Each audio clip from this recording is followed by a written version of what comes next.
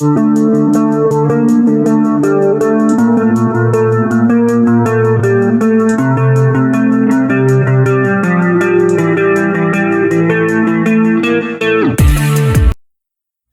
found it by accident. God knows what they were looking for in the first place. The website address is a series of random letters and numbers, and of course, like all secret dark web addresses, it ended with a .onion. You need special software to find it. It's called Tor. There is no Google in the deep web, no browsing. You have to know what you went there for. But some people think of themselves as explorers, and try to find web addresses simply by typing random combinations of letters and numbers. Supposedly, that's how they found Jane Woodbridge 813. That's how the story goes anyways, but I don't believe it. But then, I don't know how anyone else would have found it. The site itself is just a black screen with a video player at the center. The title of the video is written at the top of the screen. Nothing else is written anywhere. The video has no audio. I first saw it when I was 13, back in 2006. It stayed with me. It wasn't graphic, but still, I never forgot it. Which is why what's happening now has been keeping me up every night. It's like this nagging thing I've had in the back of my mind since I was a kid, and now it's at the forefront of my brain. It's all I think about. When I was 13, my best friend's older brother lived in their basement. Every now and then we would go down and try to get a turn at whatever PC game he was into at the time. One day we went down to find him reading a forum. We asked what game it was for, but he said it wasn't a game. It was for a video that had been going around. He hadn't seen it yet, but he heard rumors. He followed the instructions on the forum and found the site. It was locked with a username and password prompt. He read something he had handwritten on a piece of paper and typed it in. The prompt disappeared, and then there it was. Empty, save for the video player. He said I have to close the door before he could show it to us. I did. He pressed play.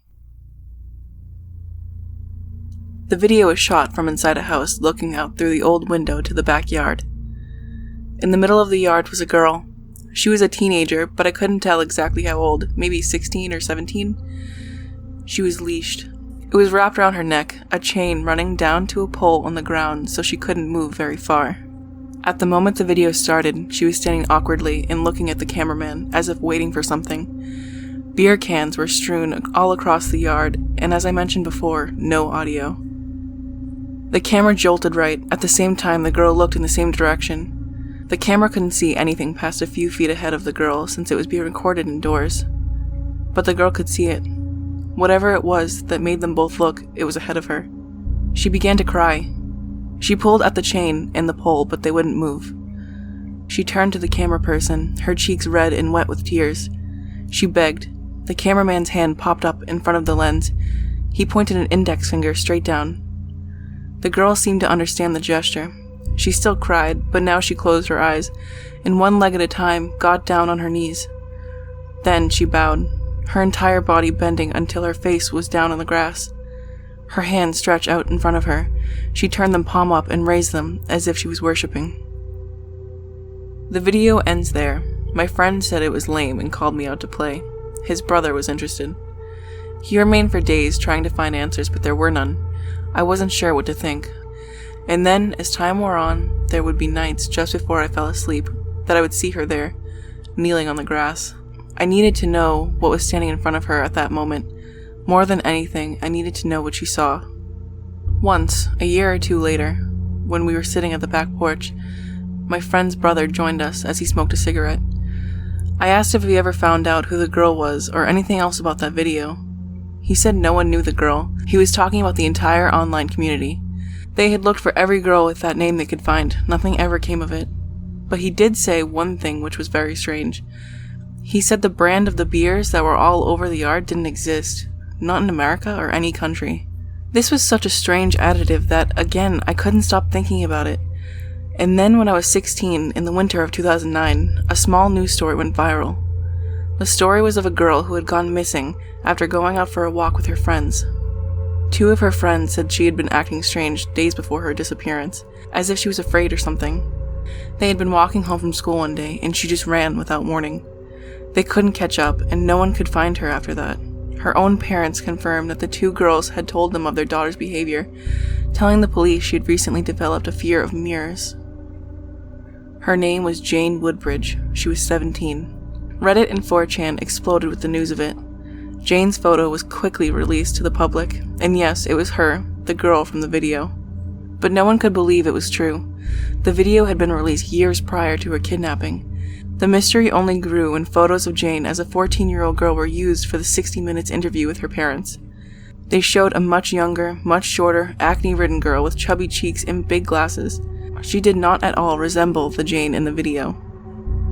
Some months later, Jane's body was found in the woods, where she had run from her friends and gone missing.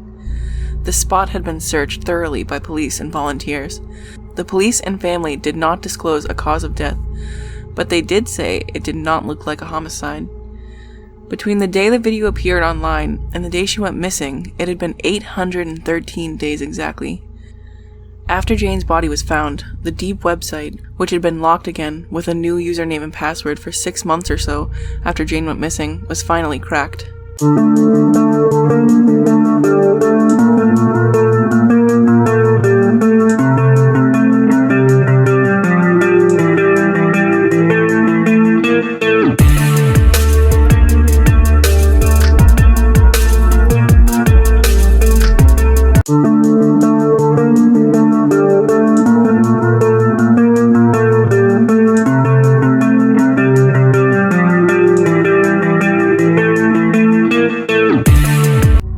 Some months later, Jane's body was found in the woods, where she had run from her friends and gone missing. The spot had been searched thoroughly by police and volunteers. The police and family did not disclose a cause of death, but they did say it did not look like a homicide.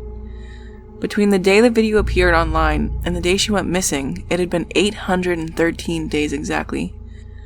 After Jane's body was found, the Deep website, which had been locked again with a new username and password for 6 months or so after Jane went missing, was finally cracked. The video had changed. The inscription read Emily Forster, 12. The video began by showing Emily walking with her friends along her street. It is handheld, the camera person hidden and far from the kids. Emily's arms are crossed in front of her and her head is down. She suddenly runs, crossing into the woods. Her friends give chase. The camera person moves forward toward the woods. The video cuts to minutes later. The camera person hides as Emily's friends exit the woods, unable to find her. 4chan, Reddit, and other social media sites began the search for Emily Forster. For the first day of the search, the name was even trending on Twitter. 12 days after the video was posted, 16-year-old Emily Forster was reported missing after she did not come home from her job in Creede, Colorado. This was nowhere near where Jane lived. Her friends told police she ran while coming home. She had been quiet all day, scared of something, but she wouldn't say what. 6 days after she went missing, her body was found hanged in the woods 5 miles from her home. A second video was uploaded to the site that same day. I didn't know if I wanted to watch it. I remembered being awake those nights, just burning with curiosity and terror, needing to know what it was, what Jane had seen. As I paced my living room, trying to push myself to ignore it, I knew I would watch it, and a few minutes later, I did just that. Emily 12 Part 2 starts with a gritty video of a party. The camera moves among the older men and women, who smile and wave as they drink. The first thing I note, aside from the crappy quality of the video, is the attire. Men have big glasses, women have their hair sprayed stiff and curled, like something from the 70s, except it couldn't have been because as the camera reaches the kitchen window, we see her there.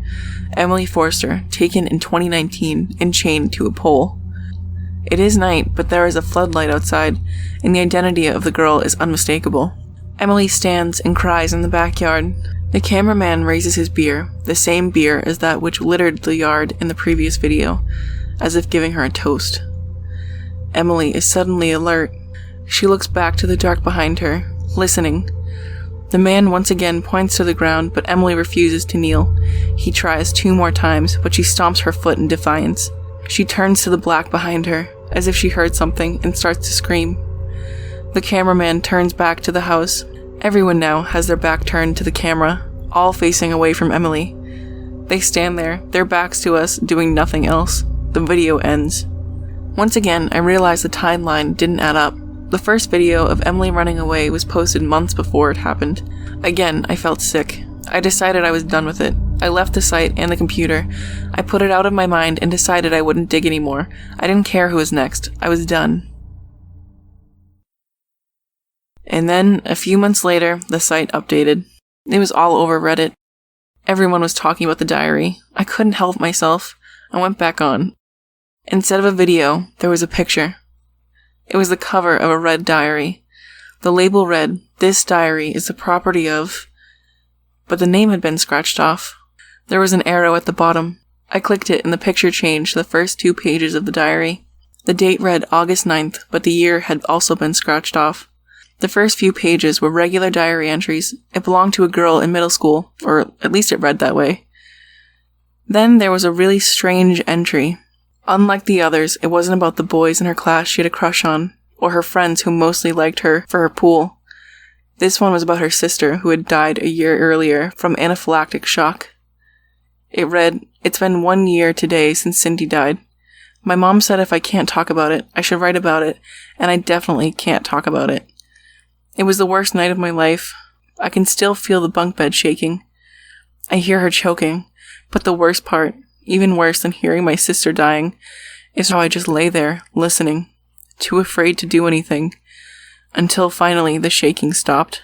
She had been bitten by a spider. It wasn't super venomous, but she was allergic.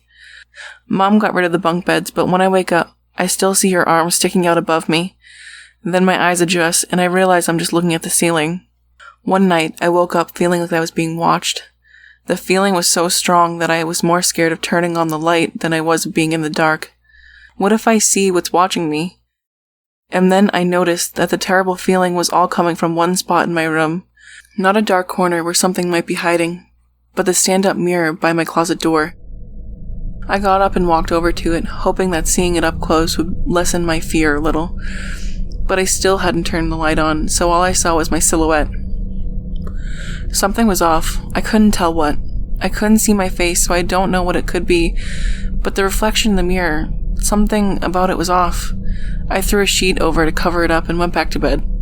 The mirror was tall and the top curved, so when it stood under the sheet, it looked like a person just standing there in the corner of my room. The feeling that I was being watched never went away. Actually, it got much worse. I kept it covered for the next 2 weeks. It was only when I absolutely had to pull the sheet off that I finally did. It was really late one night when I heard someone tapping on the glass of my window. My room is on the 2nd floor, so I was really scared to see who it was. A million thoughts ran through my mind while I got up and walked to the window, like maybe it was a vampire or just red eyes in the dark. When I finally got to the window and pulled the curtain aside, I saw there was no one there. It wasn't until that moment I had realized the tapping was coming from behind me. It was coming from the mirror. I was shaking worse than ever. My mouth was dry, my legs weak, but I had to know what it was. I pulled the sheet down. The tapping stopped. Again, it was too dark to see my reflection, but that wasn't my focus anymore because now I looked past myself to the rest of the room, and I saw something I didn't recognize. There was a TV in the same spot as mine, except it was a totally different model, like it was from a long time ago. And my bed wasn't my bed. It was bunk beds, like we used to have. There was someone sleeping on the top bunk. I could see her shape under the blankets, but not much else. And as I stood there watching, the shape began to stir. She woke up. It looked like my sister, but wasn't. Even though she was mostly hidden in the dark of the room, I could tell it wasn't really her. She became really happy when she saw me. She rolled from the bunk to the ladder on the side, her arms and legs stiff like they had been after she died. She limped toward me. I turned from the mirror and saw my room as it really was. There was no one in the dark, but when I looked back into the mirror, I saw what she really was. That was the end of the entry. I turned the pages, and on each one there was only one sentence, the same sentence written over and over again, sometimes a dozen times, sometimes hundreds. It still haunts me. It haunts me to wonder about what she saw that night, and the nights that followed. The sentence that covered the rest of the diary was simply, "Don't look in the mirror."